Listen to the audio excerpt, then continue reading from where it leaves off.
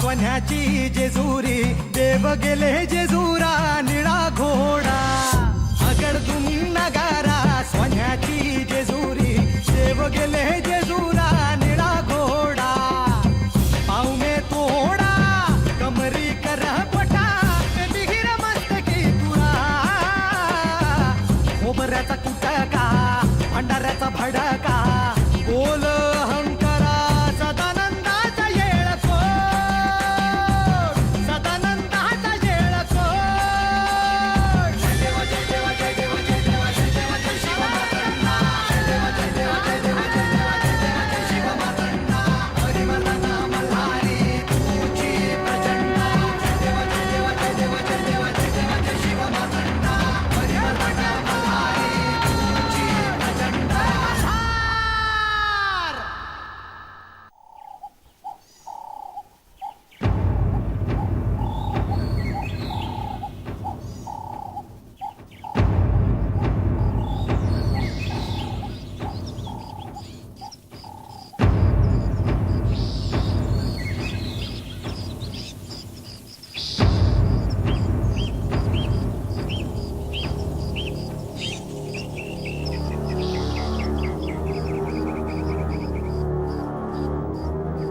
बानो हा कुठं गेली होतीस? हातच आजीच्यात गेले होते का?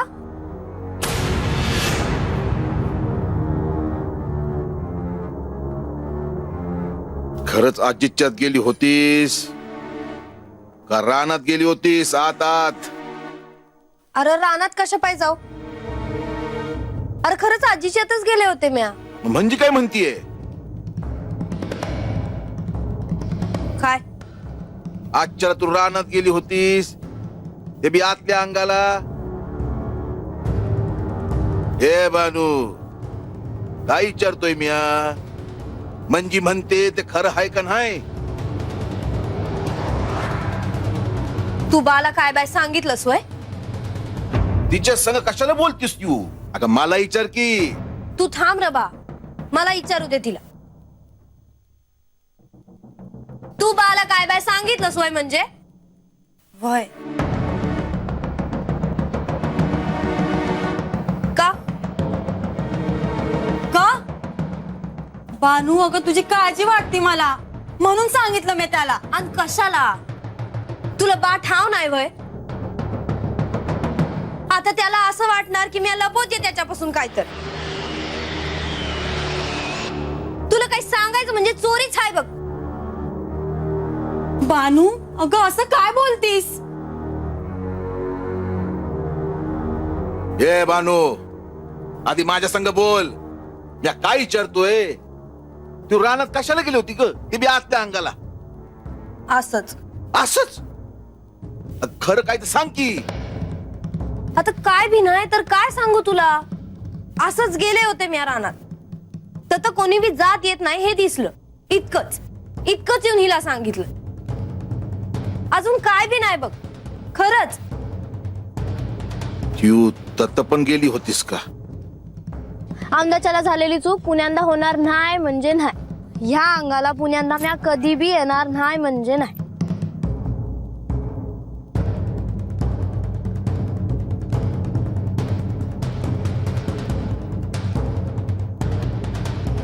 बानू, हा हुर्र.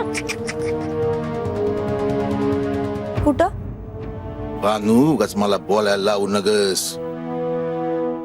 त्या जागेचा इशे निघाला ना की मला राग येतो या. अरे पर कुठं गेली होतीस म्हणून विचारतोय आज. तत त्या जागेवर जिथं कधी बी जायचं नाही हे म्या तुला बजावलं. तत आला का ध्यानात? मला नाही आठवत. बानू खरं काय ते सांग मला. आता जे हाय तेच सांगते मी तुला. तुझा विश्वास नाही बाय माझ्यावर?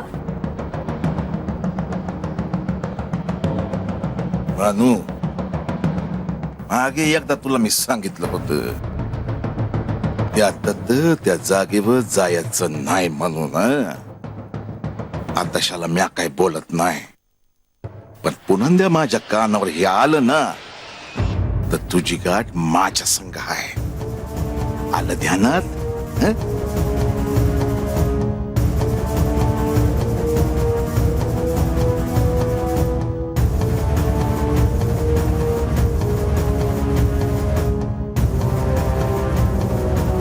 बानू, तुला माझा राग आला असेल तरी मला चालल, पर तू आजपातूर कधीच अशी वागली नाहीस ग. अन आजच्याला जे काय वागलीस ते लई काळजीचं होतं अगं, म्हणून मी आजाला समजा सांगितलं.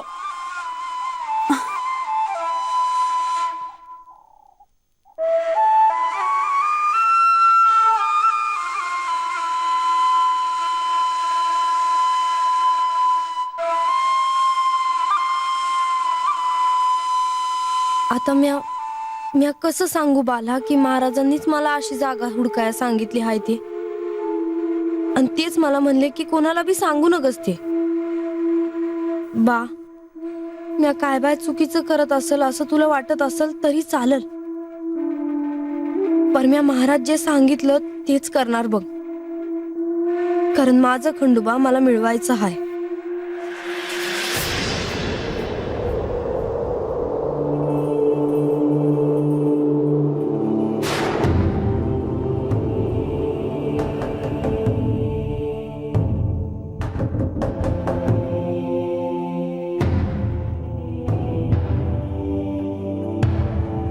मी येऊ? म्हाळसा, ये.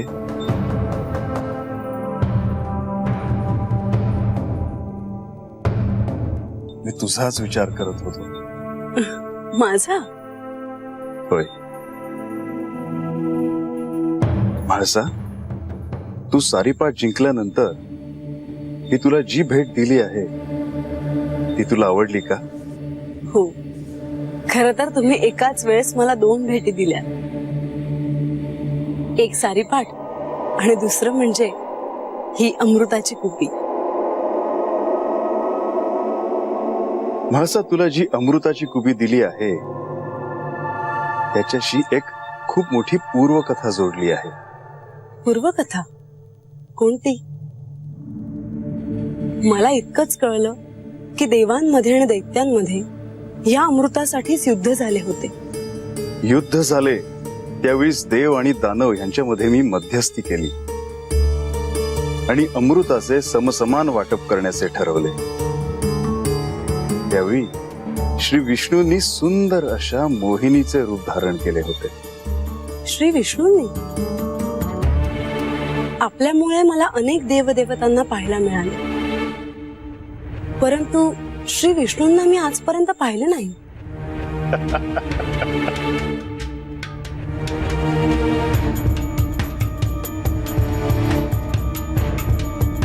आपण का हसत आहात? म्हाळसा, तू त्यांना पाहिले आहेस, परंतु तू त्यांना ओळखले नाहीस. मी त्यांना पाहिले आहे, पण मला असे आठवत नाही. वेळ आली की मी तुला सांगेनच. पण तुम्ही मोहिनी हा शब्द वापरला. मोहिनी रूप म्हणजे काय? म्हाळसा, श्री विष्णूंनी सुंदर अशा स्त्रीचे जे रूप धारण केले होते ते, आणि म्हाळसा, त्यांनी जे मोहिनीचे रूप धारण केले होते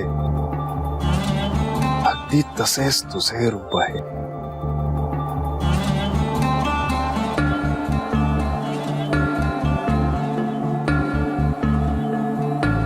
खरंच?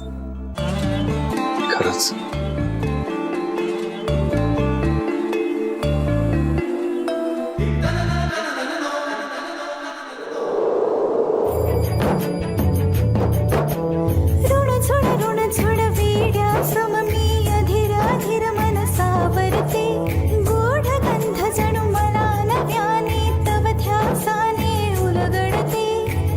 व्याकुळ नयनी हळूच लगद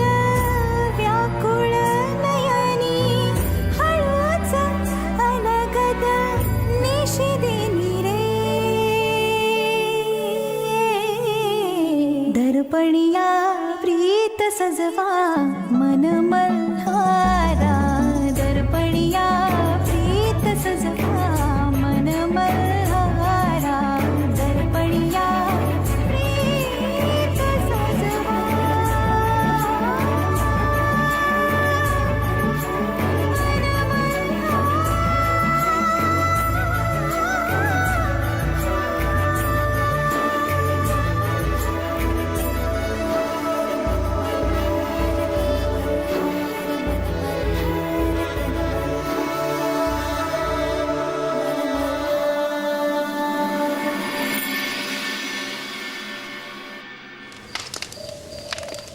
खंडोबाचा राज्याभिषेक पुढे गेला आणि माझं जेजुरीला जायचं बी पुढे गेलं. ही लई वांगाळ झालं. पुन्हा ठाव कोणी खोडा घातला ते, कारण ह्या येळाला बानू बी येणार होती हे मला पक्क ठाव होत.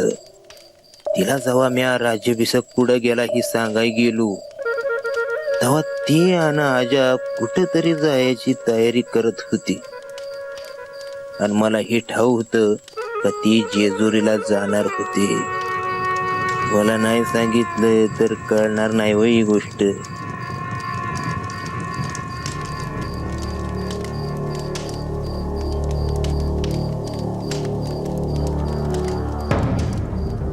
बानू आता कुणीकडे चालली?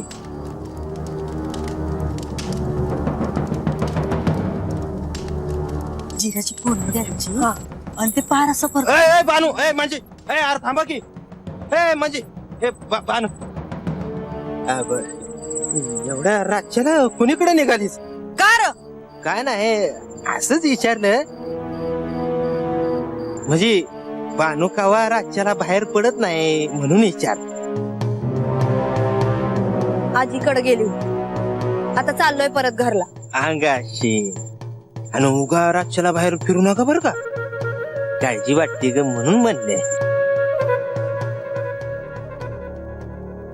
येऊ का घरापत्र येऊ सोबतीला? नग, आम्ही जाऊ आपलं आपलं. आपलं जेजुरीला जायचं पुढे गेलं ती वाईट झालं आहे का नाही?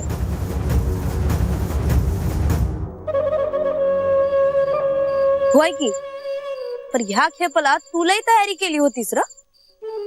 आमचं काय अरे चालायचंच.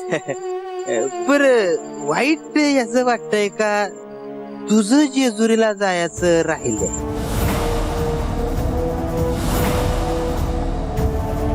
तुला कोणी सांगितलं रे आम्ही जेजुरीला जाणार होतो ते? तुझं कुणाला ठाऊ, तू गप. बानू आणि आजा जाणार होत ही मात्र पक्क होत. कशावरून? मला माहित नाही वय. तू सांगितलं नाही म्हणून मला कळायचं नाही वय. त्या दिवशी मी तुझ्या घरी आलो होतो का नाही, तेव्हाच मी बघितलं तुझी समधी तयारी चालली होती ती. आणि तेव्हा माझ्या ध्यानात आलं का ही समजत चाललंय ही जेजुरीला जाण्याकरता चाललाय. होय, औंदाच्याला जाणार होते म्या काही लपवत नाही हाय.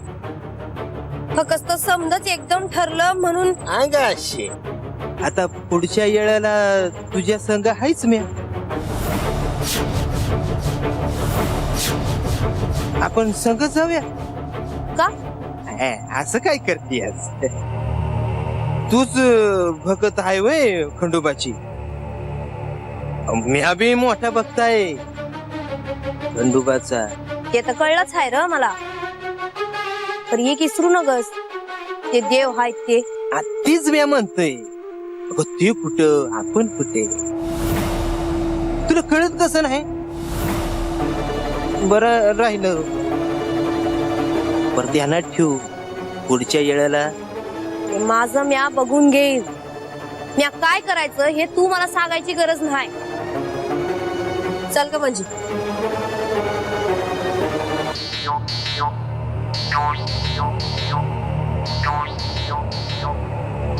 अंगाशी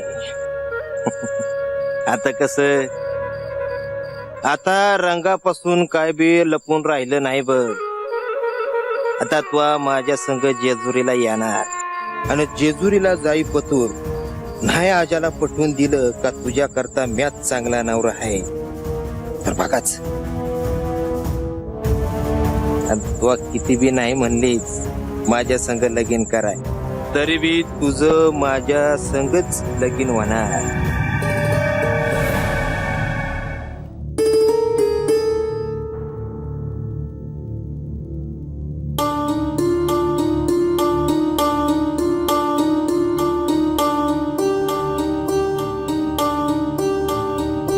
नारायण नारायण.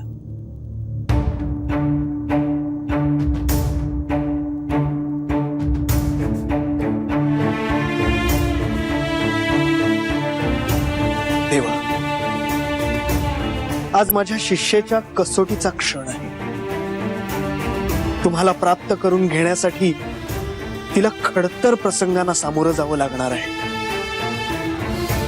आज त्याची सुरुवात होणार आहे. आपलेच स्मरण करून या ब्राह्म मुहूर्तावर मी तिच्या या नव्या प्रवासाची सुरुवात करतो आहे. माझ्या शिष्याच्या प्रयत्नांना यश येवो हीच माझी सदिच्छा.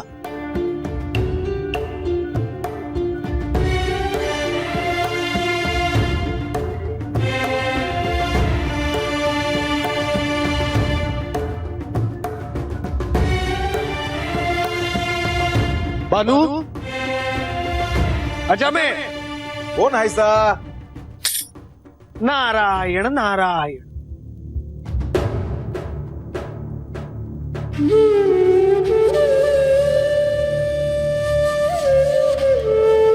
महाराज तुम्ही? आणि आता अशा पहाटेच्या वेळेला काय झालं आहे? काही महत्वाचं सांगण्यासाठी मी इथे आलो आहे. बानू, आताचा क्षण तुझ्या आयुष्यातला अत्यंत महत्वाचा क्षण आहे. तुझ्या एका नव्या प्रवासाला सुरुवात होत आहे. मी तुला म्हटलं होतं की मी तुझ्याकडे येईन. तू अजामेळला सांगितलंस बानू?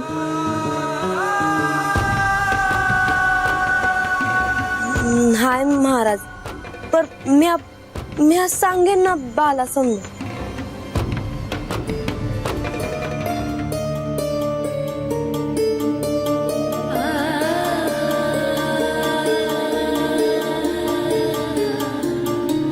नाही बानू, हे सांगण्याची संधी मी तुला दिली होती आणि ती तू घालवलीस.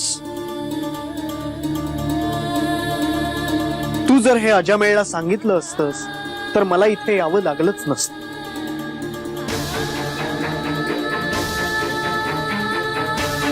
आता तुझ्या समक्ष मला हे अजामेळला सारं सांगावं लागेल. जर हे अजामेळला सांगितलं असतंस तर मला इथे यावं लागलंच नसतं.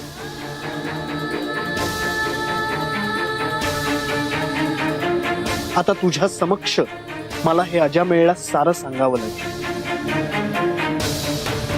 तुम्ही काय बोलताय मला काय कळणं झालंय बघा. काय झालं? महाराज, अहो मी आज सांगते ना बाला समजा नंतर. आज एक गुरु म्हणून मला तुझ्या या नवीन अध्यायाची सुरुवात करून द्यावी लागेल.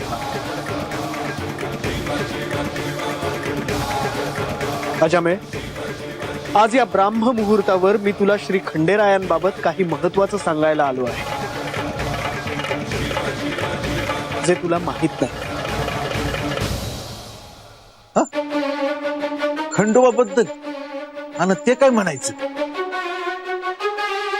अजामेळ, बानूला भेटण्यासाठी श्री खंडेराय पौष पौर्णिमेला इथे आले होते. त्याच दिवशी पालीला त्यांचा विवाह होतो. म्हणजे श्री खंडेरायांचा विवाह झाला आहे.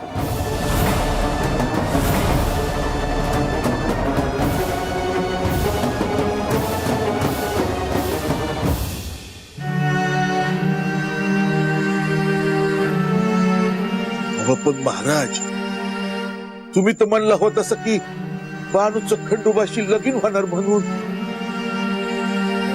होय अजामिल, श्री खंडेरायांचा या आधी विवाह झाला आहे हे तुला कळणं आवश्यक होतं. खर तर बानूने हे तुला सांगितलं असतं तर मी इथे येण्याची गरजच भासली नसती.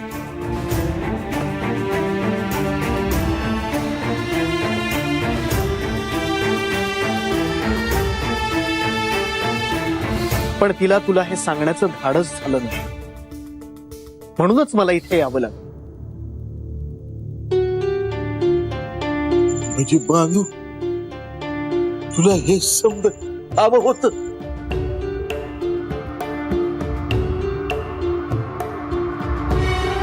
बानू काय बोलतोय म्या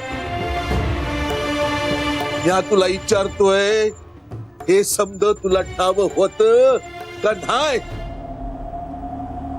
वय बा